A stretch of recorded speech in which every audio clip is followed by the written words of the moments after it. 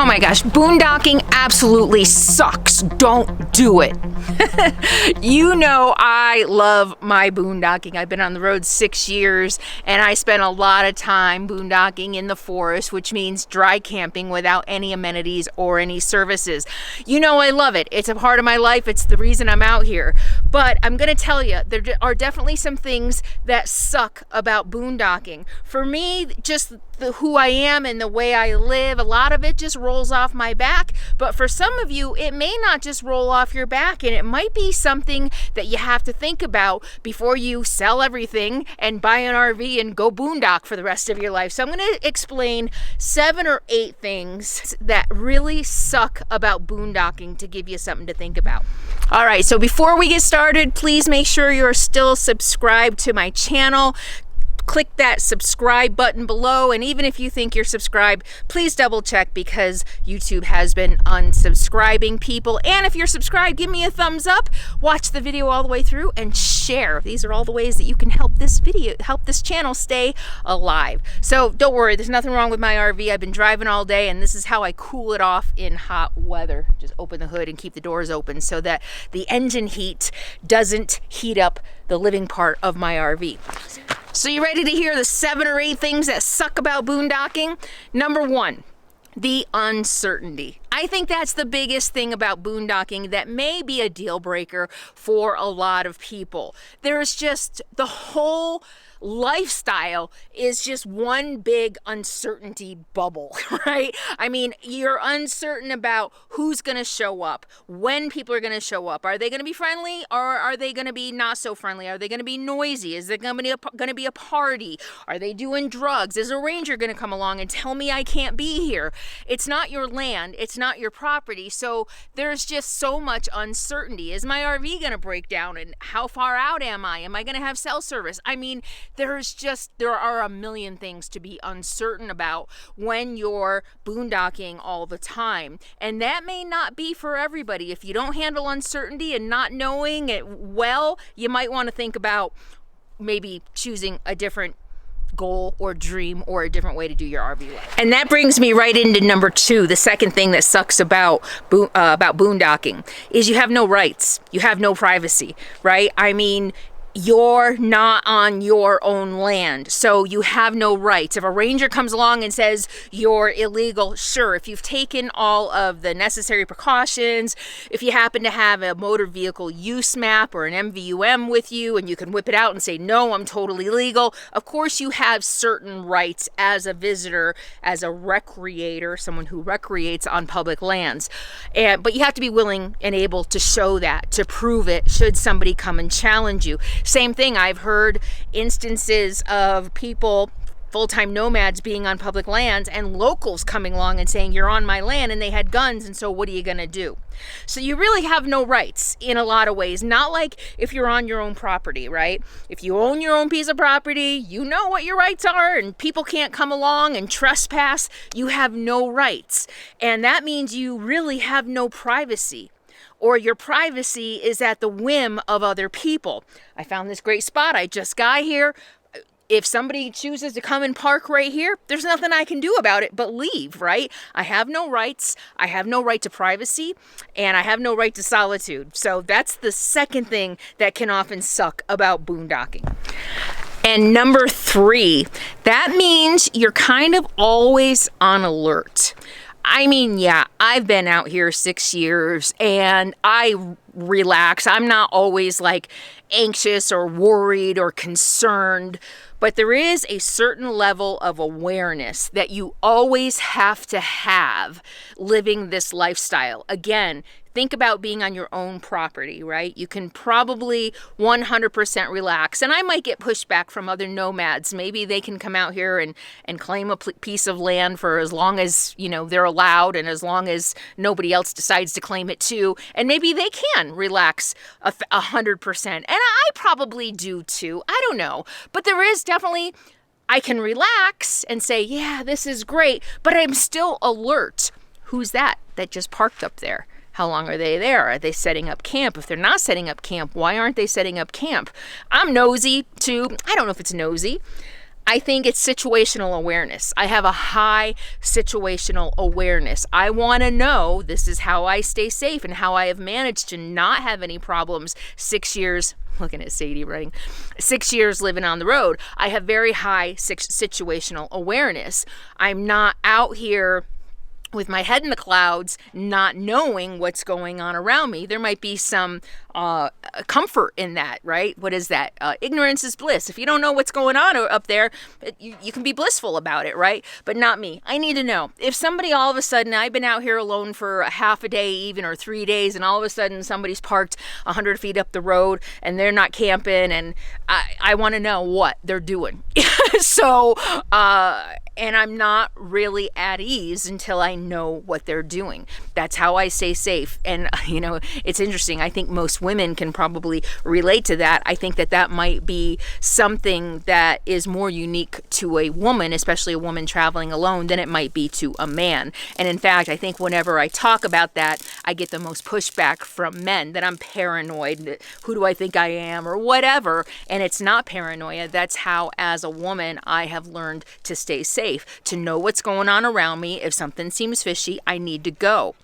So there is that. You're always having to be on alert, whether it's passively, right, or actively. I'm passively, you know, I hear truck go up the road, and okay, that's interesting. You know, are they going to come back? I mean, there's just a very, sometimes it's a passive alertness and sometimes it's a very active alertness, if that makes any sense.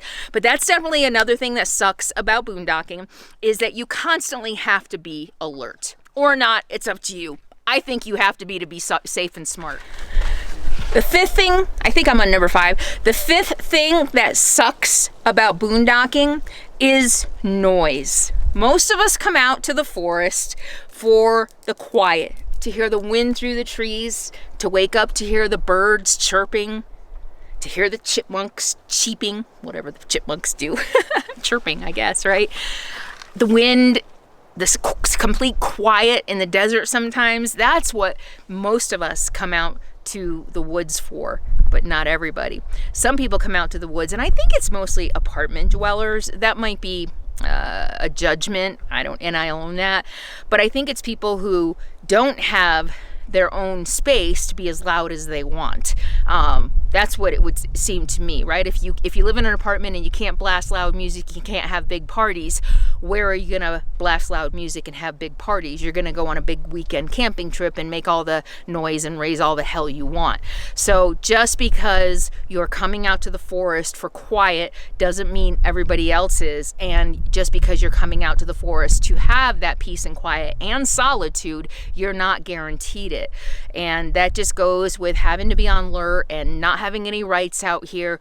Of course, we live on wheels, right? So if something like that does come along, somebody asked me in Facebook comments recently, if a rowdy group comes and parks right next to you and they're drinking and partying and making a lot of noise, what do? I drive away. I have 4 wheels. Actually, I have 6 wheels, right? I can drive away. So that's number 5, that you're not guaranteed quiet and solitude. I mean, this forest is for everybody to use, and everybody uses it in their own way. So you're not guaranteed anything. Number 6 that sucks about boondocking is if you want to go for a hike, whether it's an all-day hike or a half-a-day hike, a lot of people worry about their rig, leaving their rig behind. I don't worry about it. On multi-day trips, even at especially probably at trailheads, I do worry about it.